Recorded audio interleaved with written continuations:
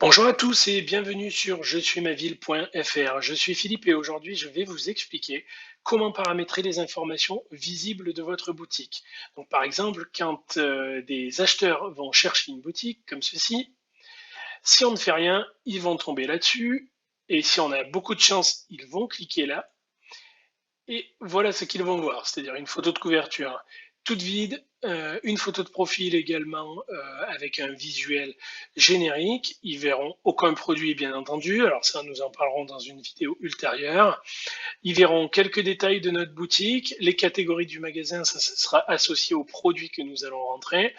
Un emplacement qui par défaut a été saisi à Avignon, et donc ils vont pas voir grand-chose. Donc nous allons voir ensemble comment changer toutes les informations qui se situent au niveau de votre page boutique. Cliquez ici en haut à droite sur votre icône et ensuite gérez votre boutique. Ceci vous amène vers votre tableau de bord. Sur la gauche, vous avez différents onglets qui feront l'objet de vidéos ultérieures. Et l'onglet qui nous intéresse à présent, c'est l'onglet Réglages. Cliquez sur Réglages et on voit que la première chose que l'on vous propose, c'est de télécharger une bannière ou en tout cas une photo de couverture pour votre boutique. Les dimensions idéales sont 625 par 300. Donc vous cliquez là-dessus et une fois que vous avez sélectionné sur votre ordinateur la bannière, vous faites sélectionner et recadrer. Pour nous, la taille était bonne, donc on n'a pas besoin de recadrage. Et ensuite, vous mettez à jour les paramètres. Une fois que c'est mis à jour, on va visiter la boutique et on se rend compte qu'on a une photo de couverture. Alors ce qui est important finalement, c'est la façon dont va s'afficher la photo de couverture ici. De nouveau, en haut, sur votre icône, gérez votre boutique, réglages, et donc on revient sur le réglage de notre boutique. On peut aussi paramétrer une photo de profil. Alors ce qu'on vous conseille, puisque vous êtes des commerçants locaux et que vous êtes proche de vos acheteurs, c'est de mettre une photo de vous ou une photo de votre équipe pour personnaliser vraiment votre page boutique. Par exemple, là je vous fais grâce d'une photo de moi. Vous cliquez, la taille pour une photo de profil est de 150 par 150 pixels, donc c'est une photo plutôt carrée. Et on va faire pas de recadrage. Donc vous voyez, on va enregistrer les paramètres et on voit qu'immédiatement, si on clique sur visiter la boutique, que notre photo de profil apparaît ici et quand un acheteur cherchera une boutique, il se trouvera avec notre photo de profil qui est un petit peu plus du coup personnalisée maintenant. Alors, montons ici en haut et on voit que ça a été mis à jour dans notre icône. Cliquez sur gérer votre boutique et de nouveau réglages. Ici, nous avions un nom avec des mots, on va le changer au profit de Lovely Home. Également, la catégorie de la boutique n'était pas catégorisée. Nous allons cliquer sur boutique. Et ici, c'est le nombre de produits par page qu'on va vouloir afficher. Donc je m'entends, je vais enregistrer les paramètres et visiter la boutique. C'est-à-dire que ici, avec la sélection que nous avions, nous aurions 200 produits affichés. Nous pouvons décider d'en mettre plus. Donc, nous revenons sur la gestion de notre boutique et dans les réglages. Par exemple, si nous voulons qu'à terme, il y ait 1000 produits qui soient affichés, c'est-à-dire quasiment tous les produits que l'on aurait mis en ligne, nous saisissons 1000.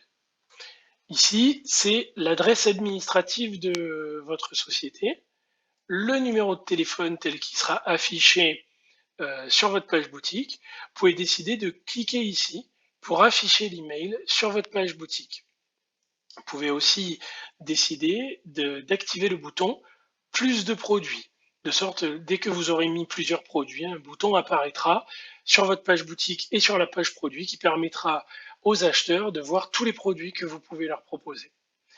Ensuite ici, cet onglet sert à la géolocalisation de votre boutique. Alors admettons que votre siège social soit à Cavaillon, mais que votre boutique soit basée à Marseille par exemple, et par exemple rue de la République. Rue de la République à Marseille, vous pouvez, voilà. Donc là, à partir de maintenant, votre boutique sera géolocalisée à Marseille, bien que son siège social soit à Cavaillon. Vous pouvez aussi décider d'afficher vos propres conditions générales de vente sur votre boutique. Pour cela, vous cliquez sur la checkbox et ensuite, vous venez copier-coller vos conditions générales de vente dans l'éditeur de texte. Vous pouvez agrandir cet éditeur de façon à avoir, excusez-moi, et ensuite vous pouvez mettre en gras, vous pouvez centrer ou bien souligner. Voilà, donc tout se passe comme un éditeur de texte relativement classique. Ensuite, vous pouvez décider d'afficher les horaires de votre magasin. Par exemple, le dimanche, vous seriez fermé, le lundi, vous seriez ouvert, le lundi, vous seriez fermé, le mardi, vous seriez ouvert de 10h à 19h. D'ailleurs, comme tous les jours de la semaine.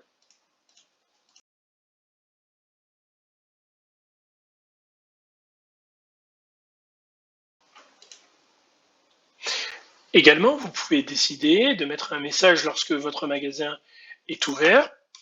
Là, alors si vous ne mettez rien, il y aura écrit le magasin est fermé ou le magasin est ouvert. Vous pouvez mettre ouvert ou sinon, vous pouvez écrire aussi le magasin est fermé, mais la boutique en ligne fonctionne 24 heures sur 24 et 7 jours sur 7 par exemple.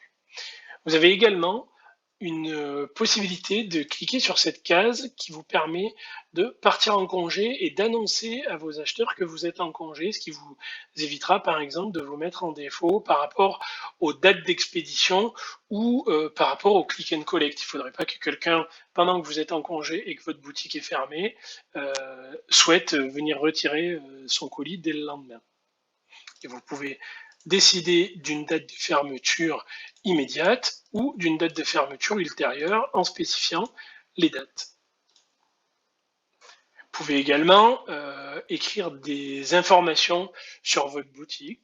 Donc, là, on va mettre un texte classique. Vous pouvez décider d'ajouter un média. Donc, pour ce faire, vous pouvez, comme tout à l'heure, glisser directement une image depuis votre PC, vous la déposez ici. Donc vous pouvez décider de la taille et vous insérer dans la publication. Voilà, et puis ensuite vous pouvez décider de la façon dont vous allez centrer cette photo, la mettre un petit peu plus haut, etc. Ensuite, vous pouvez activer le formulaire de contact directement sur votre page boutique et également activer le formulaire de contact de la boutique sur la page de vos produits. Et vous pouvez même choisir le texte qui sera affiché sur ce bouton. Vous pourrez activer le chat instantané. Pour cela, je vous ferai une vidéo également ultérieurement pour vous expliquer comment bien paramétrer. Mettons à jour nos paramètres.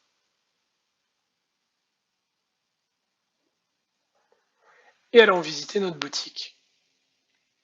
Comme vous le voyez, nous avons ici maintenant notre adresse mail qui est mentionnée. Les catégories de produits du magasin, comme je vous l'ai dit, viendront avec l'ajout de nouveaux articles. Notre boutique est maintenant donc bien localisée à Marseille.